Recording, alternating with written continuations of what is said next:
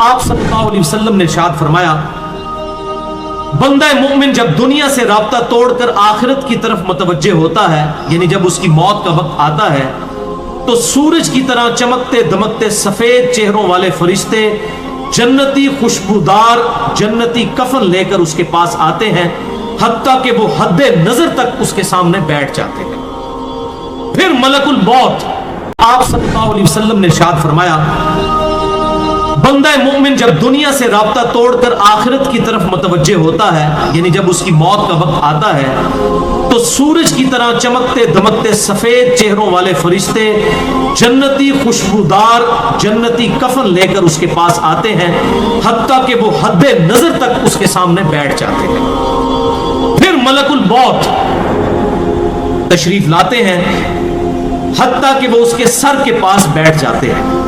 अच्छा, कुरान में मलकुल मौत का नाम आया है सूरह सजदा के अंदर, अहदीस के अंदर भी, अलबत्ता तौरात में इसका नाम इज़राइल भी आया है। और हमारे अहले सुन्नत के जो अव्वलीन मुफस्सिरीन हैं, इमाम तबरी रहमहुल्लाह अल-मुतवफ़ा 310, उन्होंने भी ये वर्ड इस्तेमाल किया है। लिहाजा मौत के फरिश्ते को इज़राइल कहना भी जायज़ है हमारे सलफ के यहाँ, क्योंकि आजकल बाद लोग कहते हैं इज़राइल नहीं मलकुल मौत ही कहना चाहिए, इज़राइल का लफ्ज़ भी साबित है। फिर मलकुल मौत तशरीफ लाते हैं, हत्ता कि वो उसके सर के पास बैठकर कहते हैं, पाकीज़ा रूह, अल्लाह की मग़फ़िरत और उसकी रज़ामंदी की तरफ चल। वो रूह ऐसे निकलती है जैसे मशकीज़े से पानी का कतरा, बिल्कुल गैर महसूस तरीके से उसकी रूह निकाल ली जाती।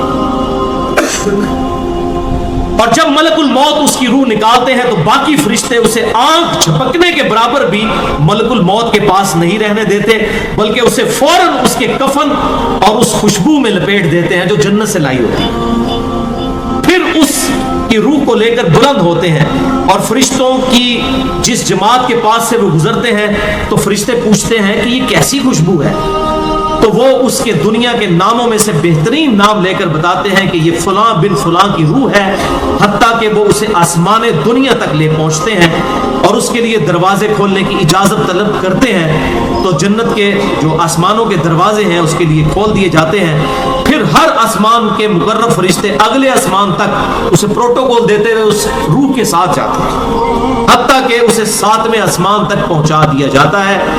तो अल्लाह ताला फरमाता है, मेरे बंदे का नामा आमाल इल्लियीन में लिख दो, जो सूरतुल मुतफ्फिफीन में आया है। इल्लियीन और सिज्जीन ये दो मुकामात हैं। ईमान वालों की रूहें जो है इल्लियीन में उनका नामा आमाल लिखा जाता है, और जो मुनाफिकीन हैं मुजरिम हैं सिज्जीन में लिखा जाता है। सूरतुल मुतफ्फिफीन सूरत नंबर 83 है, पारा नंबर 30 के अंदर। और उसे वापस दुनिया की तरफ ले जाओ, क्योंकि मैंने इन्हें इसी दुनिया से पैदा किया और इसी में इन्हें लौटाऊंगा और फिर दोबारा उसी से निकालूंगा। फिर उसकी रूह उसके जिस्म की तरफ लौटा दी जाती है, लेकिन ये लौटना दुनिया का सा लौटना नहीं होगा, यानी वो लौटने के बाद ये नहीं है कि मुर्दा कब्र में कोई बैठ जाएगा हमें नजर आएगा। ये सब कुछ बरज़खी मामलात होंगे जो मैंने पिछली दफा डिस्कस किए थे सूरह फातिर की आयत नंबर 42 के तहत, कि नींद की हालत में भी इंसान की रूह कब्ज़ होती है, लेकिन उसको चुटकी काटे तो वो जाग उठता है, रूह का ताल्लुक भी रहता है उस हालत में। बिल्कुल इस तरीके से एक डिफरेंट लाइफ है बरज़खी। फिर दो फरिश्ते उसके पास आते हैं, यानी उसकी कब्र में, उसे बिठाकर पूछते हैं।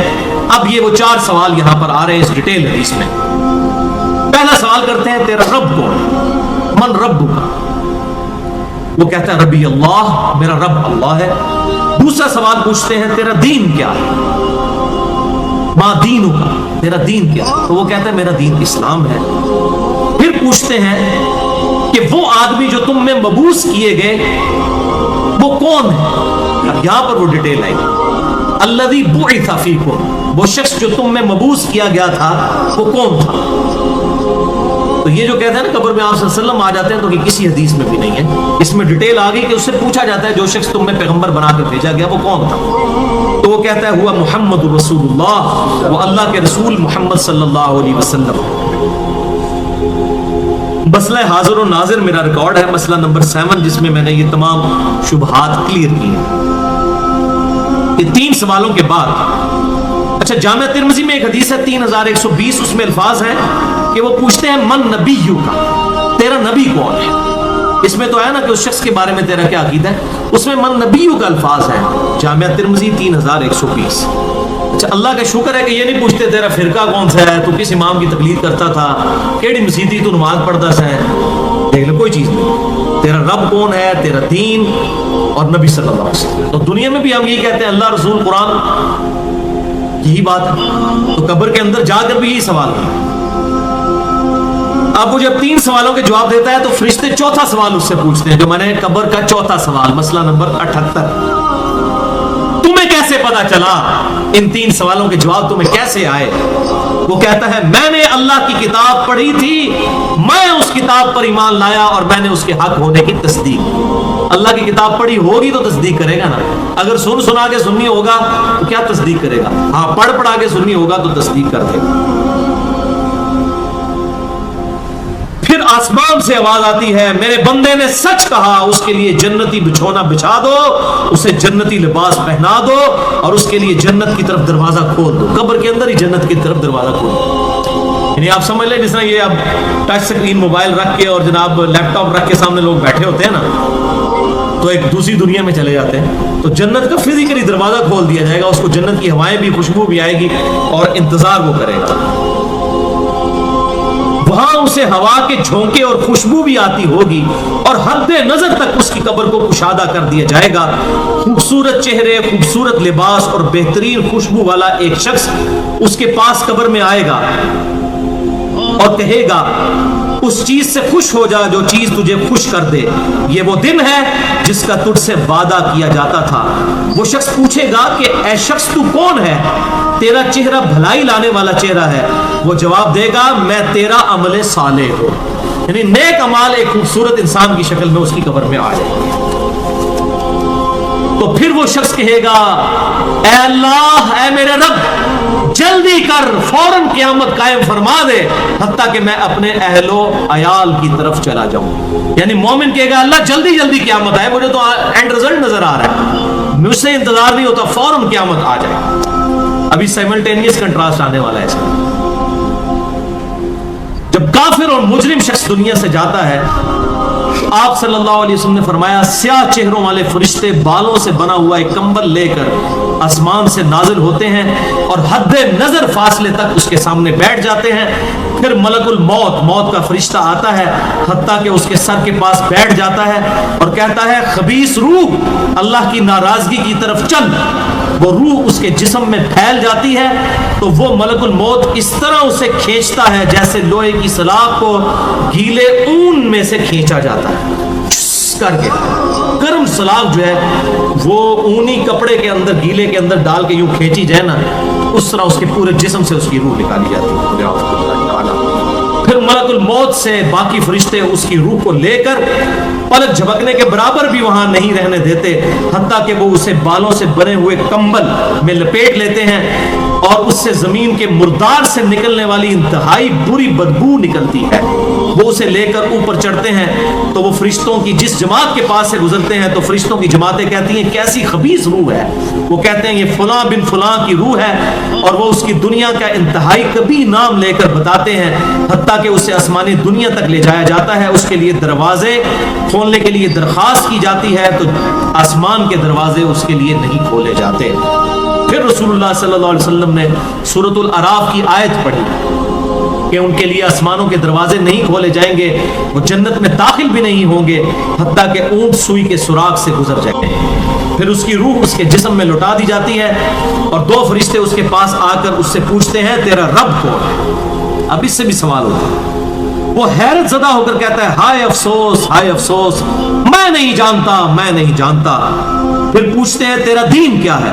وہ پھر حیرت زدہ ہو کر کہتا ہے ہائے افسوس, ہائے افسوس, میں نہیں جانتا, میں نہیں جانتا. پھر اس سے پوچھتے ہیں کہ جو شخص تم میں مبعوث کیے گئے وہ کون تھے. تو وہ کہتا ہے ہائے افسوس, میں نہیں جانتا, میں نہیں جانتا. پھر آسمان سے آواز آتی ہے اس نے جھوٹ بولا, اس کے لیے جہنم کا بچھونا بچھا دو. اور بخاری میں الفاظ ہیں 1374. اس کے جواب میں فرشتے پھر اس سے چوتھا سوال کیا کرتے ہیں لا دریتا ولا تلیتا. اور تو نے خود پڑھ کر سمجھنے کی کوشش کیوں نہیں کی, یا جو لوگ سمجھے ہوئے لوگ تھے, کتاب و سنت کے منہج پر چلنے والے لوگ تھے, ان کے ساتھ تو کیوں نہیں چلا. اللہ تعالیٰ فرماتا ہے اس کے لیے جہنمی بچھونا بچھا دو، جہنم کی طرف ایک دروازہ کھول دو، وہاں سے گرمی اور گرم ہوا اس کی قبر میں آتی رہے گی، اس کی قبر کو اس قدر تنگ کر دیا جائے گا کہ اس کی پسلیاں ایک دوسرے کے اندر داخل ہو جائیں گی، اور ایک قبیح چہرے والا شخص قبیح لباس میں انتہائی بدبودار حالت میں اس کے پاس آئے گا اور اسے کہے گا تمہیں ایسی چیزوں کی بشارت ہو جو تمہیں غمزدہ کر دیں، یہ تیرا وہ دن ہے جس کا تجھ سے وعدہ تھا۔ وہ پوچھے گا تو کون ہے؟ تیرے چہرے سے تو خیر کی توقع نظر نہیں آتی۔ وہ جواب دے گا میں تیرا خبیث عمل ہوں جو تو دنیا میں کیا کرتا ہے۔ بات عمل کے ساتھ ہی ہے، صرف کلمہ پڑھنا کافی نہیں ہے، عمل۔ پھر وہ کہتا ہے میرے رب قیامت قائم نہ کرنا، اے میرے رب قیامت قائم نہ کرنا۔ مومن کیا کہتا ہے؟ قیامت قائم کر رہے اللہ۔ اب یہ وہ حدیث ہے وہ جس اس آیت کو حل کرتی ہے جو پچھلی دفعہ ایک بھائی نے سوال بھی کیا تھا، سورہ یاسین کی آیت نمبر ہے 52۔ قالوا یا ویلنا من بعثنا من مرقدنا، یعنی جب قبروں سے نکالا جائے گا مجرموں کو، وہ کہیں گے ہائے افسوس ہمیں کس نے ہماری قبروں سے باہر نکالا۔ تو اللہ تعالیٰ کیا فرمائے گا؟ ھذا ما وعد الرحمن وصدق المرسلون، یہی ہے وہ جس کا وعدہ رحمان نے کیا تھا اور رسولوں نے سچا کہا تھا۔ تو کہتے ہیں جی منکرین عذاب قبر کہتے ہیں جی وہ انسان کیوں کہتے ہیں ہماری قبروں سے کس نے اٹھا لیا، تو اس پہ عذاب تو نہیں ہوتا؟ عذاب تو ہو رہا ہے۔ وہ آپ دیکھیں اس وہ حدیث میں کیا کہہ رہا ہے اللہ، قیامت قائم نہ کرنا، یعنی یہ عذاب تو آیا، قیامت آئی تو پھر بڑا عذاب بھی مجھ پر آئے گا۔ تو اسی لیے وہ اس حیرت زدہ ہوگا قیامت والے دن، کیا میرے اوپر اگلی مصیبت آ گئی، عذاب کی چوتھی اور فائنل قسط بھی میرے پر آنے والی ہے۔ اللہم اجرنا من النار۔ 11ویں حدیث سنن نسائی میں 1834، مشکات میں 1629۔ ابو ہریرہ رضی اللہ تعالیٰ عنہ کہتے ہیں آپ صلی اللہ علیہ وسلم نے فرمایا جب مؤمن شخص کی موت کا وقت آتا ہے تو رحمت کے فرشتے سفید ریشم لے کر آتے ہیں اور کہتے ہیں راضی ہونے والی پسندیدہ روح نکل، اللہ کی راحت اور رزق کی طرف چل، رب تجھ پر ناراض نہیں۔ تو وہ بہترین کستوری کی خوشبو کی طرح نکلتی ہے، حتیٰ کہ وہ ایک دوسرے سے اسے لے کر اس طرح کرتے کرتے آسمان کے دروازوں تک پہنچ جاتے ہیں۔ تو وہ کہتے ہیں زمین سے یہ کیسی پاکیزہ خوشبو تمہارے پاس آئی ہے، وہ اسے مومنوں کی روح کے پاس لے جاتے ہیں، یعنی نیک آدمی کی روح کو، جو پہلے مومن مر چکے ہیں ان کی روحوں کے پاس، تو انہیں اس کے آنے پر اس سے بھی زیادہ خوشی ہوتی ہے، یعنی مومن انتظار کر رہے ہوتے ہیں اور ویلکم کرتے ہیں۔ جیسا کہ تم میں سے کسی کو اپنے بچھڑے ہوئے شخص کے ملنے پر خوشی ہوتی ہے، تو وہ آلریڈی جو مردہ روحیں وہاں پر پہنچی ہوتی ہیں، جو مر چکے شخص جو ہوتے ہیں ان کی روحیں، وہ نئی آنے والی روح سے پوچھتے ہیں فلاں کا کیا حال ہے، فلاں کا کیا حال ہے۔ پھر وہ کہتے ہیں اسے چھوڑ دو کیونکہ یہ ابھی ابھی دنیا کے غم میں مبتلا ہو کر یہاں پر آیا ہے۔ تو مرنے والا شخص کہتا ہے کہ تم جس شخص کے بارے میں مجھ سے پوچھ رہے ہو وہ تو فوت ہو چکا ہے، کیا تمہارے پاس نہیں آیا؟ وہ کہتے ہیں اسے تو اس کے ٹھکانے حاویہ یعنی جہنم میں پہنچا دیا گیا ہے۔ اور جب کافر شخص کی موت کا وقت آتا ہے تو عذاب کے فرشتے بالوں کا لباس لے کر اس کے پاس آتے ہیں اور اسے کہتے ہیں ناراض ہونے والی ناپسندیدہ روح نکل، اللہ کے عذاب کی طرف چل۔ وہ مردار کی انتہائی بدبو کی صورت میں نکلتی ہے، حتیٰ کہ وہ اسے زمین کے دروازے کے پاس لے آتے ہیں تو وہ کہتے ہیں یہ کتنی بدبودار ہے، حتیٰ کہ اسے کافروں کی روح کے پاس ملا دیا جاتا ہے۔ اب دیکھیں کہ وہ مومن پوچھ رہے ہوتے ہیں، اب میں اس کو ٹرانسلیٹ کر رہا ہوں، برا نہیں منانا۔ وہ مومن کہتے ہیں کہ فلاں شخص کا کیا حال ہے، فلاں بزرگ، فلاں مولوی صاحب، فلاں حضرت صاحب کدھر ہے؟ وہ کہتے ہیں وہ تو جناب کدوں نہ مار بیٹھے تو آڑے کو نہیں پہنچے، اور پھر فرشتے سے جناب اتنے نہیں آئے جو دوزخ کی تھے، دیکھ لیں۔ یعنی وہ اسی لیے پوچھ رہے ہوتے ہیں کہ تو چل ہم تک پہنچ گیا، فلاں بھی ایک دنیا میں بڑا کوئی مشہور نیک آدمی تھا، وہ کدھر گیا؟ تبھی تو وہ ایکسپیکٹ کر رہے ہوتے ہیں نا اس کو کہ اس کو بھی یہاں پہ آنا چاہیے۔ تو ان کو بتایا جاتا ہے کہ بھئی وہ یہاں پر نہیں، وہ کہیں اور پر ہے۔ 12ویں حدیث جامعہ ترمذی میں 1071 نمبر اور مشکات میں 130 نمبر ہے۔ سیدنا ابو ہریرہ کہتے ہیں نبی صلی اللہ علیہ وسلم نے فرمایا جب میت کو دفن کیا جاتا ہے تو 2 سیاہ فام نیلی آنکھوں والے فرشتے اس کے پاس آتے ہیں، ان میں سے ایک کو منکر اور دوسرے کو نکیر کہا جاتا ہے۔ سیاہ فام نیلی آنکھوں والے خطرناک شکل کے فرشتے منکر اور نکیر۔ پس وہ کہتے ہیں تم اس شخص کے بارے میں کیا کہا کرتے تھے، یعنی نبی صلی اللہ علیہ وسلم کے بارے میں سوال ہوتا ہے۔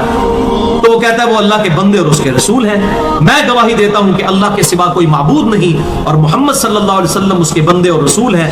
وہ دونوں فرشتے کہتے ہیں ہمیں پتا تھا تم یہی جواب دو گے۔ پھر اس کی قبر کو لمبائی اور چوڑائی میں 70 ہاتھ کشادہ کر دیا جاتا ہے۔ یہ 70 کہتے ہیں کثرت، حد نظر تک کشادہ کر دیا جاتا ہے۔ پھر اس کے لیے اس میں روشنی کر دی جاتی ہے، پھر اسے کہا جاتا ہے سو جا۔ وہ کہتا ہے میں اپنے گھر والوں کے پاس واپس جانا چاہتا ہوں تاکہ انہیں بتاؤں کہ میں کامیاب ہو گیا ہوں، لیکن وہ کہتے ہیں کہ تو دلہن کی طرح سو جا جسے اس کے گھر کا